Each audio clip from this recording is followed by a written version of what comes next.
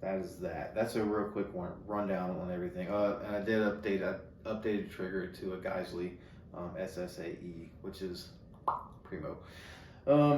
But so going to the A2 sight here. So in order to get this rail on, we did have to shave this A2 sight down. So I got with a friend of mine, and we shaved that off. He cold blued everything, and we were able to slide the BCM rail right over it.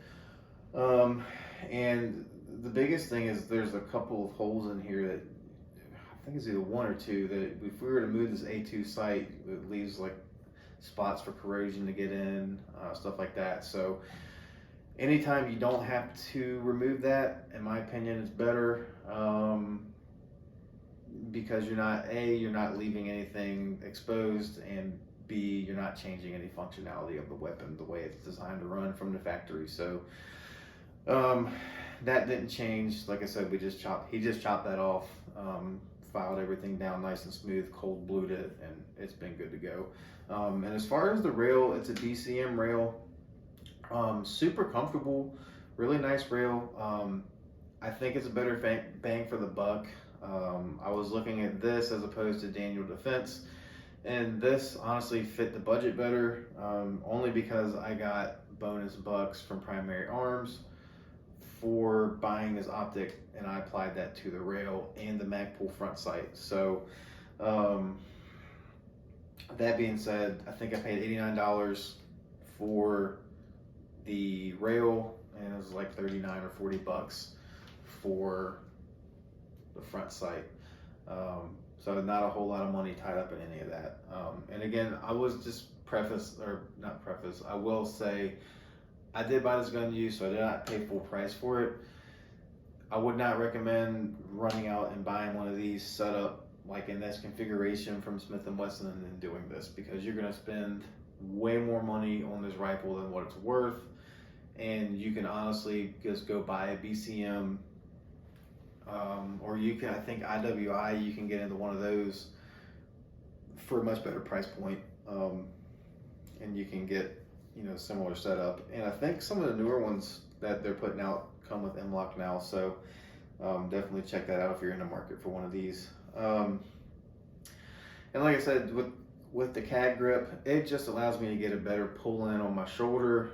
It's kind of the same thing I was trying to accomplish between the vertical and the angled foregrips. I just never could get there with that setup. So this setup allows me to do what I was trying to accomplish. With the B5 SOP mod, I took the Magpul off that I replaced this with. And the issue was the same between this and the Magpul with being able to get a good cheek weld. The Magpul was much more comfortable because it had some cushion back here. But as I shouldered the rifle with no sling, I just had a hard time trying to get a good, cheek weld with the rifle. And the SOP mod really kind of helps accomplish that goal.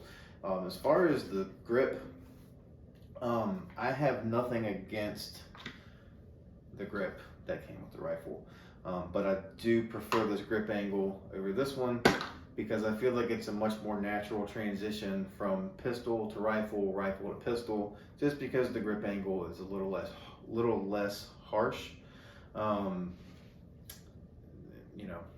Again, call me a girl in the comment section, it's fine. I'm a big boy, I can take it. And then trigger. So again, gun's clear. I did update this to the SSAE, and I bought this from PSA because they were running the better deal. I got it for $169 on sale with free shipping. Everybody else was gonna hit you for like 10 bucks or so for shipping, which I just didn't feel like paying that. So if you are gonna update your trigger from like a mil-spec trigger, keep in mind that the trigger pull weights are much lighter on the SSAE than they are gonna be with your mil-spec trigger. So you've got, I want to say a total of 3.5 between the two stages. So it should be 2.5 right here, right to your wall, and then a 1 pound break. And then you've got reset and you're right back on it. So these triggers are really, really, really fast. That's accomplished by a pretty light trigger pull. So just bear in mind that it is going to be a little bit lighter. So if you're going to do it, just get used to it and train with it, because you're going to notice a humongous difference. That's pretty simple to swap out. You don't have to remove the safety. It's a drop in. You pull your old mil spec trigger out, you pop that in, follow the instructions, lubricate everything, good to go. I'm not going to spend any time on the light because it's coming off. It's just been on there. It's just a cheap light that I bought just to have a light.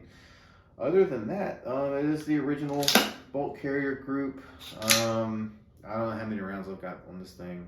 I'm going to swap it out to and use this bolt carrier group as a spare.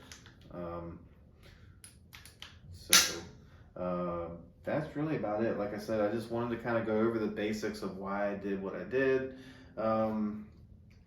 And as far as sling's concerned, it's a Magpul sling, just pretty basic. I am rocking the Century strap from Neomag, which I absolutely love. I think this one has the extension on it.